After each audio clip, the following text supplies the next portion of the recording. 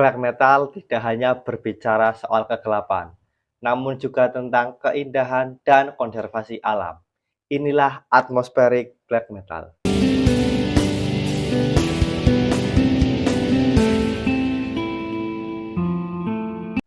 Sebelum video ini rilis atau terbit, video sebelumnya membahas soal Javanese black metal. Kemudian Om Doni Andrian John Head komen, coba dong bahas black metal dedaunan. Jadi yang dimaksud black metal dedaunan dalam hal ini adalah atmospheric black metal. Bagaimana sejarahnya? Dunia awalnya tidak mengenal apa itu atmospheric black metal. Tapi dunia awalnya tahu ambient black metal, yaitu penggabungan antara musik ambient dan musik black metal. Musik ambient sendiri adalah musik yang sebenarnya mulai muncul di sekitar tahun 1970-an. Kemudian ada seorang komposer bernama Brian Eno yang mencetuskan sebuah album berjudul Ambient One, Music for Airport. Nah, inilah cikal bakal munculnya musik ambient. Kemudian black metal itu sendiri muncul di tahun 1980-an dari sebuah album dari band thrash metal bernama Venom. Ambient sendiri adalah sebuah genre musik yang menekankan pada aspek emosional, menggunakan instrumen synthesizer yang cara memainkannya adalah dengan memencet touch-nya. Ambient sendiri termasuk dalam genre musik eksperimental dan minimalis. Kemudian black metal adalah musik ekstrim yang merupakan turunan dari musik thrash metal. Ambient sendiri bertujuan sebagai musik yang menghasilkan ketenangan atau kedamaian dan ruang untuk berpikir.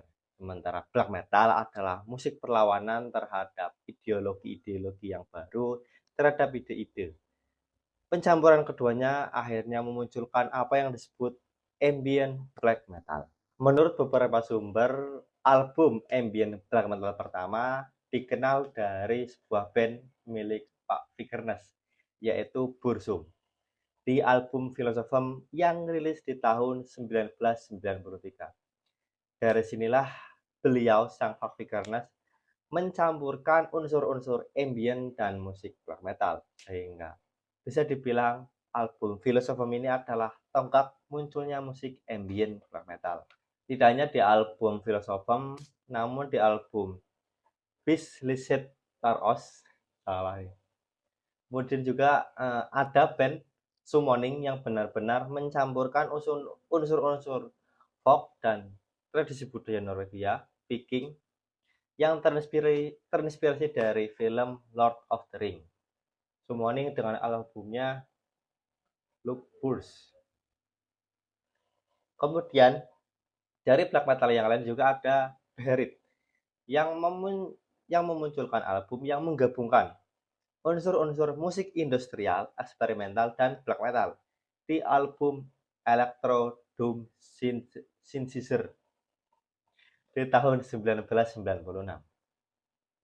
Kemudian dari situ muncullah banyak black metal ambient yang lain yang kemudian mengspesifikasi dirinya sebagai atmospheric black metal seperti Truth, Caladan Brood, Violet Cold, Elderwind, bahkan yang terbaru-baru seperti Sour. Jadi musik atmospheric black metal yang tadinya ambient black metal mengalami perubahan, mengalami pembaharuan dengan tema-tema lirik yang lebih mendalam, yang lebih emosional.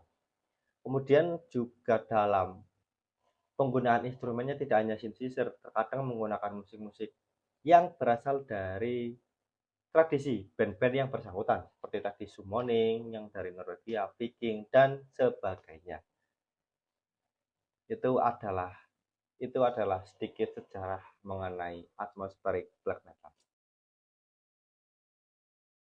Kemudian tema musik tentunya karena ini adalah merupakan genre fusion gabungan dari ambient dan black metal.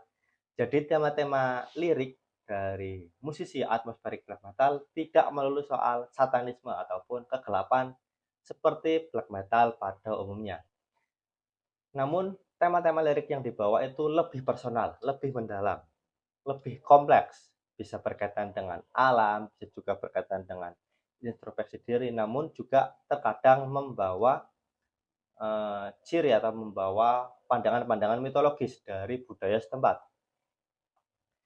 Nah, keunikannya di sini, para musisi atmospheric black metal mencoba mengulik sisi terdalam dari manusia.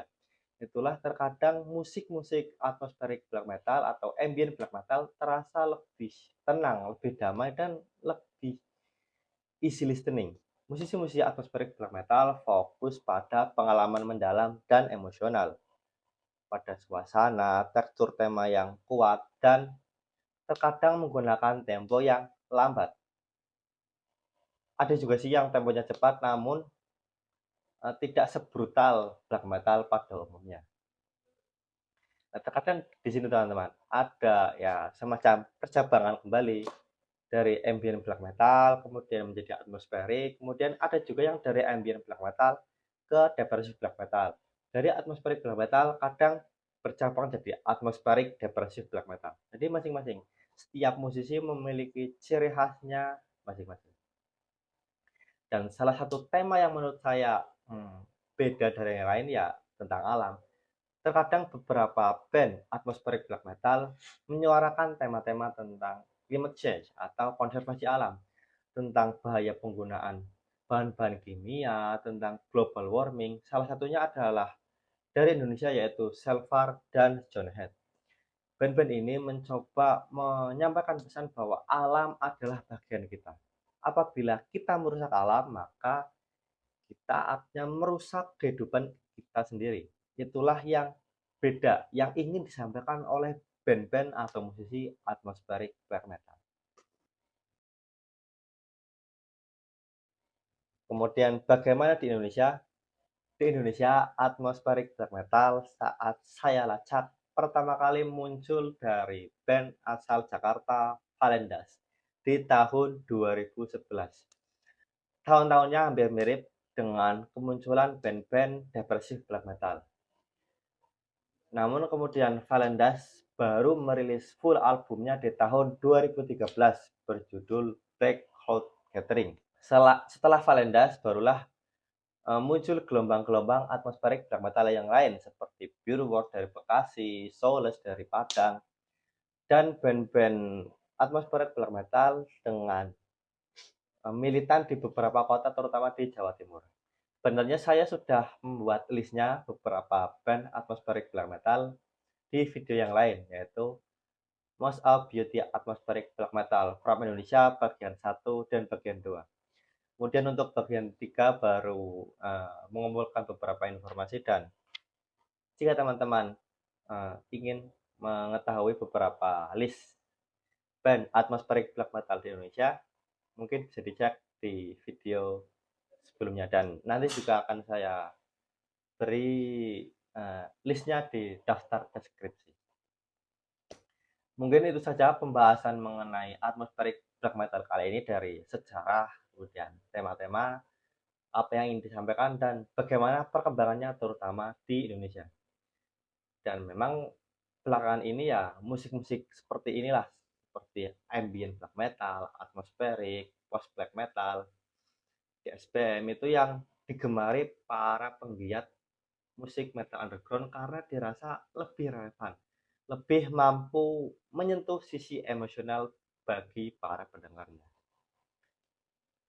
Sekian yang bisa saya sampaikan. Terima kasih. Semoga bermanfaat. See you.